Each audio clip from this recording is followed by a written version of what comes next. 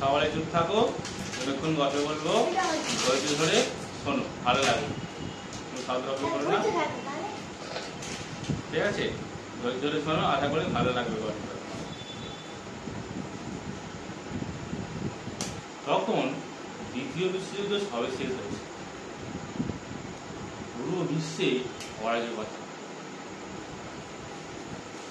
কে কার ধরে নিয়ে যাচ্ছে, কে কার অপহরণ করছে, কোন দেশে বোমা ফেলে দিচ্ছে, আবার কোথায় গুলি চলছে, এরকম একটা পরিস্থিতি। সেই পরিস্থিতির মধ্যে এক নারী, তার নাম কমলা, সে প্রত্যেক দিন নদীর ঘাটে স্নান করতে আসে, স্নান করে, আবার কাঁচা উঠে যায়। এত বড় বড় তার চুল, গ্রামের প্রায় সমস্ত জ্ঞানী গুণী পণ্ডিত ব্যক্তিরা বলেন সাক্ষাৎ দেবী। এত সুন্দর চেহারা এবং রূপের মাধুর্য যে গ্রামের বড় বড় উচ্চ শিক্ষক এবং শিক্ষিকা যারা সেই গ্রামের মধ্যে আছে, তারা বলেন সাক্ষাৎ দেবী লক্ষ্মী, মা পার্বতীর রূপ ধারণ করে জগতে এসেছে। সে গ্রাম ওই কমলাকে এক প্রকার দেবী রূপেই মানে। শুধু গ্রামে নয়, পাশের গ্রামেও বহু মানুষ সেই দেবীকে মানে কমলাকে মনে মনে ভাবে সাক্ষাৎ দেবী আমাদের গ্রামে অবতীর্ণ হয়েছে। এইভাবে শুধু এ গ্রাম ও গ্রাম সে গ্রাম করতে করতে অনেকটা দূর পর্যন্ত সেই খবর পৌঁছে। বহু গ্রামের বহু মানুষ, বহু সাধু, বহু সন্ন্যাসী, বহু পুরোহিত শুধুমাত্র একবার কমলাকে দেখবার জন্য গ্রামে আসে। এইভাবে গ্রামে যে মন্দিরটা ছিল, সেই মন্দিরের ভিড় হওয়ার থেকে তার চেয়েও বেশি ভিড় জমে ওই হচ্ছে কমলার বাড়ি। কমলা তো পড়েছে ভারী বিপদ। ভোরবেলা থেকে কমলার বাড়ির চারিদিকে লোকজন। কমলা এখন স্নান করতে যাবে কিভাবে? কমলার দৈনন্দিন কর্ম, ভোর 5টার সময় উঠে সে গঙ্গা ঘাটে স্নান করে তারপর দৈনন্দিন কাজকর্ম। কমলা ক্লাস 9-এ। দেখলে মনে হবে সে যেন তার চেয়েও বড়, তার বড় সবকিছু। গ্রামের লোক যেহেতু তাকে যথেষ্ট শ্রদ্ধা করে এবং সম্মানও করে, কমলাও মনে মনে খুব প্রীত হয়। পরের বছর সে মাধ্যমিক দেবে, তাই তার পড়ারও খুব ইচ্ছা এবং তার সঙ্গে সঙ্গে সে খুব পরিশ্রম করে। মাধ্যমিক পরীক্ষা আসতে যায়, সে আর পড়ে করে কিন্তু দূর দূরান্তে তার রূপের সংবাদ পৌঁছে গিয়েছে। সবাই একবার দর্শনের জন্য তার কুঁড়ে ঘরের সামনে এসে হাজির। বাইরে থেকে সকলেই ডাকে, মা কমলা একবার দর্শন দিয়ে যাও। বাইরে সমস্ত পুরোহিতরা বলে আজ মা ওঠেনি, আজ দেরি হবে। এক প্রকার দক্ষিণাও শুরু হয়ে গিয়েছে, যে যত টাকা দেবে তার আগে দর্শন। এইভাবে দক্ষিণার টাকাতে কমলার কোনো সুরাহা হয় না। যে গরিব সেই গরিবই থেকে যায়। কিন্তু ওই যে পুরোহিত পান্ডা যারা আছে, তারা কোটিপতি পর্যায়ে পৌঁছে গেছে। কেউ লাখপতি, কেউ কোটিপতির পর্যায়ে পৌঁছে গেছে 3-4 বছরের মধ্যেই। এই খবর দেশের মধ্যে নেই, বিদেশেও পৌঁছে গেছে। এত সুন্দরী নারী, আমরাও দেখতে যাব। দেবী বলে পূজা করছে, দেখি আমরাও যাব। দূর দূরান্তের মানুষ এসে তার পড়া শোনা সব বন্ধ। সে শুধুমাত্র তার দর্শন দিতেই তার দর্শকদের তার যে লেখাবেলার ফ্যান বর্তমান সময় দর্শন দিতেই তার পড়াশোনা আর হয়। সারাদিন 24 ঘন্টার মধ্যে প্রায় 12-13 ঘন্টা শুধু সাধারণ মানুষদের উদ্দেশ্যেই তার সে কি করবে, পড়াশোনা করবে না ছেড়ে দিয়ে ফিরে বাধ্য হয়ে একদিন ডিসিশন নিয়েছে যে সে আর গ্রামে থাকবে, সে মামার বাড়ি চলে যাবে। তার মামার বাড়ি পলাশডাঙ্গা। সে পলাশডাঙ্গা গিয়ে সেখানে তার মামার বাড়ি 3 তলা ঘর, একটা ছোট্ট মতন ঘর নিয়ে সেখানে সে পড়াশোনা করছে। 3 আর সামনে মাধ্যমিক। কেউ জানতে পারেনি কোথায় চলে গেল। কিন্তু ওই যে পুরোহিত আছে, পান্ডারা আছে, ওরা কিন্তু দর্শক কারো কোনো কিছুই জানায়নি যে কমলার এখানে নেই, তাহলে ওদের ব্যবসা হবে না, এই জন্য জানায়নি। বলছে হ্যাঁ হ্যাঁ আছে, দেরি হচ্ছে, দেখা দেবে।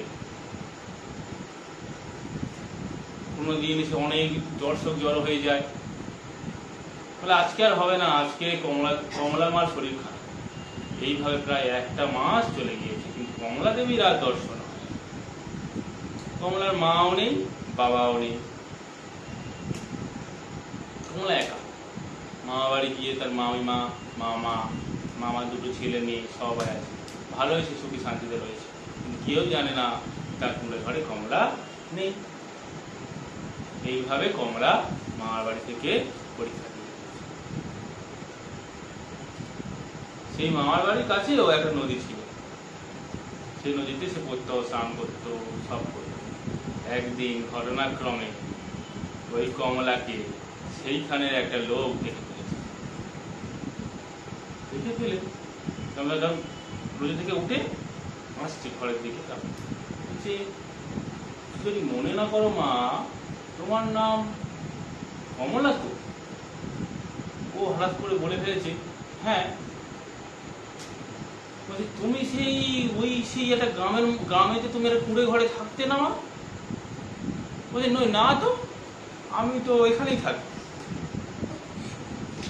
না, তুমি মিথ্যে কথা বলছো মা, তোমাকে আমি দেখেছি ওই কুড়ে ঘরে তুমি ছিল, ওই সেই আগের গ্রামটায়, তার আগের গ্রামটায় আমি তোমাকে দেখতে গিয়েছিলাম। বলছে হবে হয়তো, তুমি এখানে কেন, পালিয়ে এসছো ভয়ে? বলছে না তো, আমি তো পরীক্ষার জন্য এখানে এসেছি, আমার কেউ নেই বলে তাই।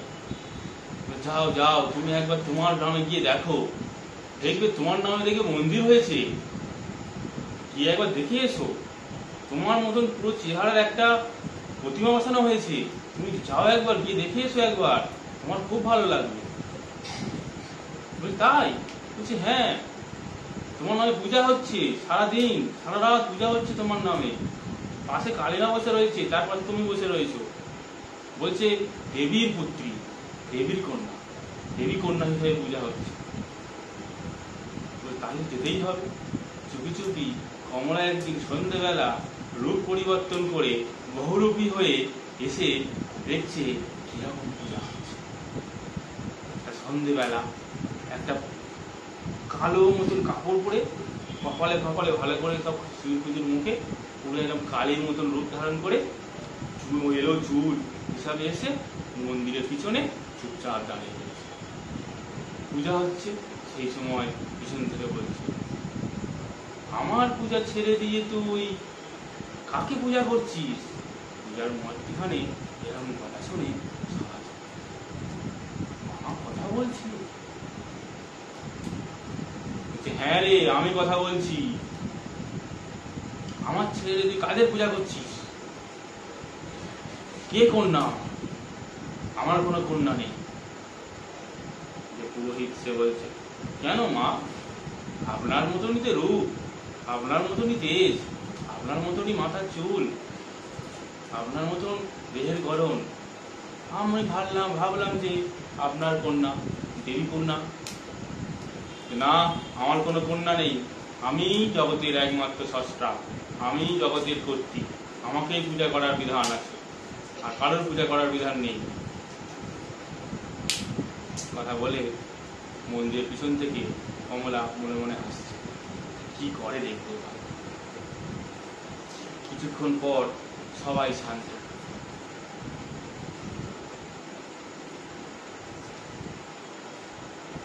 সেই সময় কমলা ধীরে ধীরে মন্দিরের পাশে এসে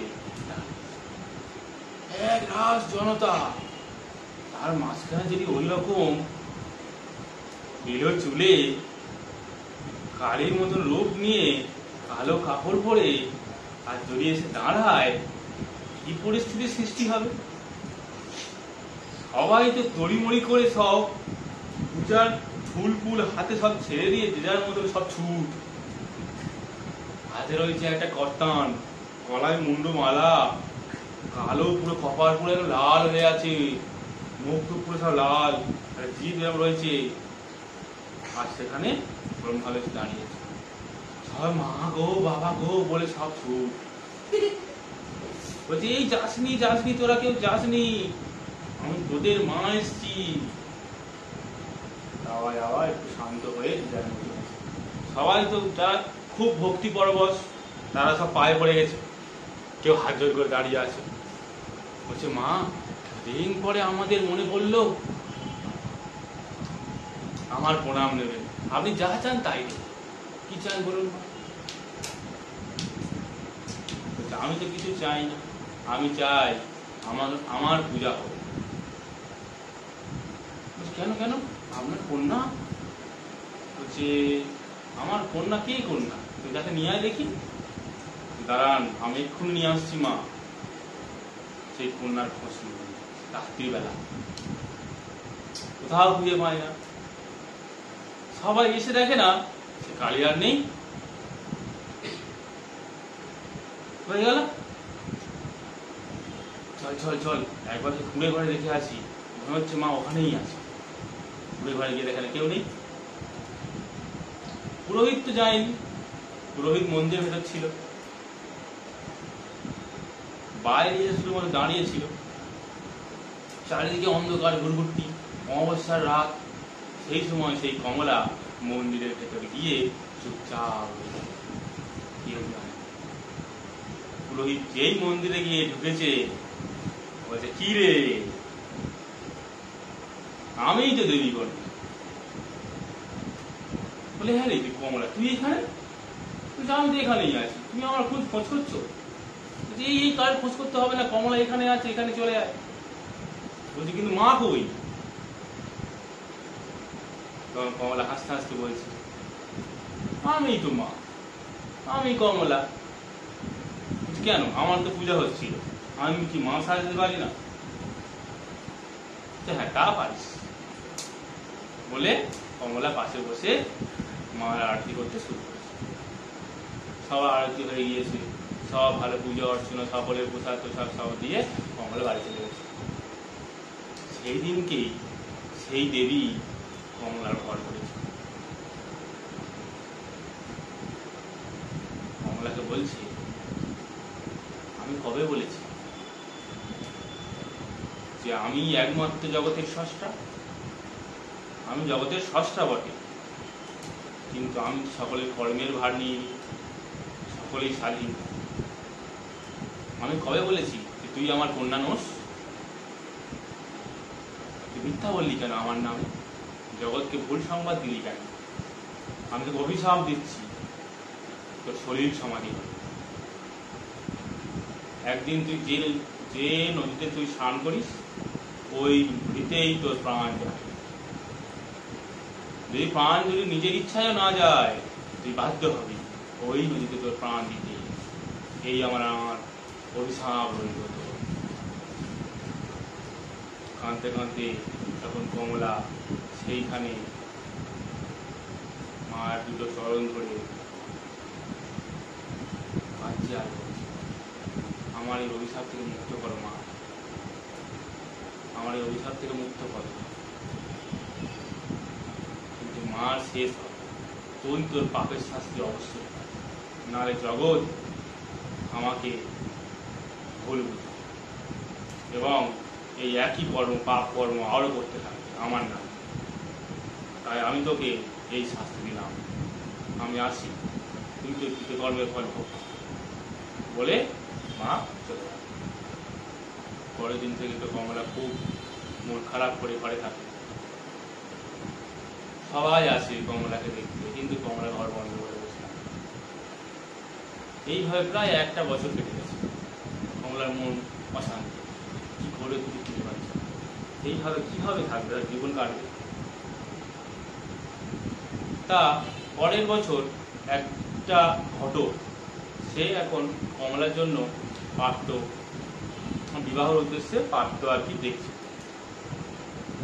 সেই কমলা, ফেরাত একটুখানি মা, তোকে একজন পাত্রপক্ষ দেখতে এসছে তোর বিবাহের উদ্দেশ্যে। বলছে আমি বিবাহ টিবাহ করবো না, সেই যখন মারা যাব বিবাহ করে কি হবে। পাত্রপক্ষ শুনে বলে কেন মারা যাবে কেন মা? বলছে না, আমার দেবীর অভিশাপ আছে, আমার বিবাহের 5 বছর পরেই আমি মারা যাব। বলছে ওসব অভিশাপ মানি না, আমার তোমাকেই পছন্দ। কি করবে, নাছরবন্দা পাত্রপক্ষের মা, সেই হিসাবে পরের শুভ লগ্নে পাত্র এবং পাত্রীর বিবাহ হয়ে। কিন্তু কমলা তো জানে 5 বছর পরেই মারা যাবে। দিন যায়, মাস যায়, বছর যায়, আমরা মনে মনে দিন গণে কবে 5 বছর পূর্ণ হবে। সেই পূর্ণিমার রাত্রে মা দেখা দিয়েছিল ঘরের মধ্যে, অভিশাপ দিয়েছিল। সেই পূর্ণিমার অপেক্ষায় 5 বছর পূর্ণ হওয়ার পর দেখতে দেখতে দেখতে দেখতে সেই পূর্ণিমার আসতে যায় মাত্র 10 দিন বাকি। 5 বছর দেখতে দেখতে কেটে গিয়েছে। এদিকে তার একটা সন্তান হয়েছে। সন্তানটা 2 বছর বয়স, ফুটফুটে সন্তান, তার নাম হচ্ছে অভিমন্যু। অভিমন্যু তখন 2 বছর বয়স, কিন্তু এদিকে কমলা মনে মনে জানছে আমার আর মৃত্যুর সময় 10 দিন বাকি। ওই বাচ্চা একটা ছেলে, ওকে ফেলে কিভাবে যায়? কিন্তু তার নিয়তিকে খণ্ডাবে, ঠিক যেমন পরীক্ষিতের নিয়তি পরীক্ষিত জেনেও খণ্ডন করতে পারেন, ঠিক তেমন কমলাও নিজের নিয়তি খণ্ডন করবে। কি উপায়? প্রত্যেক মিনিট কমলার কাছে একটা অভিশাপ বলে মনে হচ্ছে, এবং ওই যে বাচ্চা ছেলেটার জন্য তার মন খাচ্ছে। কি করবো আমি একে নিয়ে, কিভাবে ফেলে যাব? অঝোর নয় না খাচ্ছে, আর মাকে ডেকে You have a call. You have a call. You have a call. তখন কমলা মনে মনে ভাবলো, নিয়তি যখন আমাকে যখন এইভাবে করেইছে, তখন যেতেই হবে। সেই সময় ছেলেটির বাবা এসে বলছে, কি হয়েছে কমলা, তুমি এরকম উদাস হয়ে বসে আছো? না, কিছু হয়নি, তবে যদি আমি না থাকি তোমার ভালো থেকো সবাই। এই কথা যেই বলেছি, তখন তার স্বামী তাকে বলছে, তুমি তো কই এরম কথা কোনোদিন আমাকে বলনি, আজ এরম কথা বললে কেন? You have a call. You have a call. তখন সেই তার স্বামী তাকে বলল, তুমি আমাকে সম্পূর্ণ কথা খুলে বলো, তোমার কি হয়েছে? তুমি বিবাহের পর থেকে দেখছি তুমি কোনোদিন এক মুহূর্তে শান্তিতে নেই। তাহলে শোনো, আমার কালী মায়ের অভিশাপ আছে। আমি বিবাহের 5 বছর পরে পূর্ণিমা যেটা আসবে, সেই পূর্ণিমার আমার শেষ দিন। বলছি 5 বছর? হ্যাঁ, 5 বছর তো এই তো হয়ে গিয়েছে, পূর্ণিমা তো সামনে, আর মাত্র 7 দিন বাকি, তুমি আমাকে এখন বলছো? বলছে আমি চাইনি তোমার সাংসারিক জীবনকে কোনোরকম ভাবে পিছিয়ে ফেলতে, তাই আমি বলিনি। বলছে এ তো এমনিতে বিষিয়ে যাবে, তোমার যদি কোনোভাবে এই নিয়তি হয়, তারপরে কে সামলাবে আমার পরিবার? তাও 7 দিন বাকি, দেখি আমি কি করতে পারি। সেই দিনেই রাত্রির শেষে সকালবেলা সে ছুটেছিল বড় কোনো উঁচু দরের সন্ন্যাসীর কাছে, যে এর কাঠ মানে এর অভিশাপকে কিছুটা হলেও কমাতে পারে বা গুরুত্ব কমিয়ে দিতে পারে, আরো কিছুটা সময় পাবে। ছুটেছে, সকালবেলায় ছুটেছে, অনেক দূর খোঁজ করতে করতে করতে একটা সন্ন্যাসী, তার নাম বল্লভাচার্য, তার পায়ে গিয়ে পড়েছে, বাবা আমাকে রক্ষা করবে। তো কি হয়েছে বল, তুই যা চাস আমি তাই দেবো, তোর চোখ মুখ থেকে মনে হচ্ছে তুই খুব সমস্যায় আছিস। বলছে হ্যাঁ, আমার স্ত্রী আর মাত্র 7 দিন সময় আছে, মাত্র 7টা দিন পরে আমার স্ত্রী মারা যাবে। কেন, কি করে, কি জন্য মারা যাবে, কোনো রোগ আছে বল, আমি এক্ষুনি সারিয়ে দেবো। বলছি না, কোনো রোগ নেই, অভিশাপ আছে। কার অভিশাপ? কোনো সন্ন্যাসী, কোনো পণ্ডিতে, কোনো শিক্ষকে, কোনো সাধু, কোনো গুরু, বল। বলছে না না, এসব কারণ নয়, স্বয়ং দেবী মা কালীর অভিশাপ আছে। আমি নিজে কালী পূজারি, আমি সেই মায়ের আদেশ কিভাবে লঙ্ঘন করতে পারি? তাহলে কে পারবে? স্বয়ং মা কালী ছাড়া এই আদেশ কেউ খণ্ডন করতে পারবে? হ্যাঁ, একজন পারে। কে? যা গিয়ে তোর স্ত্রীর কাছে মহামৃত্যুঞ্জয় মন্ত্র জপ কর, যদি কিছুটা অভিশাপের মাত্রা কমে। বলছে মহামৃত্যুঞ্জয় মন্ত্র, কিন্তু আমি জানি না। তুই একটা শিক্ষক মানুষ, তুই মহামৃত্যুঞ্জয় মন্ত্র জানিস না? বলছে না, ওসব তো জানি না, কারণ ওসব আমি পড়িও কোনোদিন। বলছি এই তো সমস্যা, আমাদের শিক্ষা ব্যবস্থা এই সমস্ত ভারতীয় সমস্ত কিছুই শেখায় না। তোরা দোষ কি, তোরা আবার শিখবি থেকে? আমাদের সময় আমরা পড়াশোনা করেছি, সেই সময় স্বাস্থ্য সম্বন্ধে সম্পূর্ণ কিছু শিখেছিলাম, তোদের সময় কিছু জানাচ্ছি। বলে দিচ্ছি শোন। বলছি হ্যাঁ বাবা বলে দিচ্ছি। তখন সেই বল্লভাচার্য মহাশয় নোট করে নে, তোর তো আবার লিপিবদ্ধ করা বুঝিস না, নোট করে নে। বলুন বলুন বলুন, বের করে বলছে বলুন। বলছে হ্যাঁ ঠিক আছে। ওম ত্র্যম্বকম যজামহে, বলছে হ্যাঁ, সুগন্ধিম পুষ্টি বর্ধনম, আরেকবার বলুন, আরেকবার বলুন, সুগন্ধিম পুষ্টি বর্ধনম। ঠিক আছে। পূর্বার উপমেব বন্দনান, একটু ধীরে বলুন, ধীরে বলুন। পূর্বার উপমেব বন্ধনান, এবার হয়েছে মৃত্যুর মুখ্যীয় মামৃতা। শেষের শব্দটা যেন কি বললেন? মামৃতা, মামৃতা। ঠিক আছে, তো দেখে একবার কি লিখেছিস? তার কাছে খাতা পেনটা দিয়েছি, তুই কি লিখেছিস আমি তোর পড়ছি, পড়ে শোনাচ্ছি। দেখ, বলছে হ্যাঁ বলুন। ওম ত্র্যম্বকম উবামহে সুগন্ধিম পুষ্টি ফরফরম।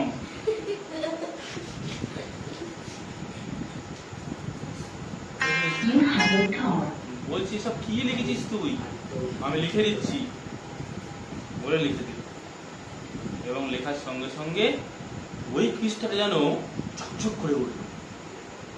যা গিয়ে এই পৃষ্ঠাটা গিয়ে মুড়ে নিয়ে একটা টিস্যুর মধ্যে দিয়ে, কালকে তো মঙ্গলবার, গঙ্গা জলে শুদ্ধ করবি, লাল কাঠ দিবি, দিয়ে আর তোর স্ত্রীর হাতে বেঁধে দিবি, দেখি কোন যমরাজ তোর স্ত্রীকে নিতে আসে।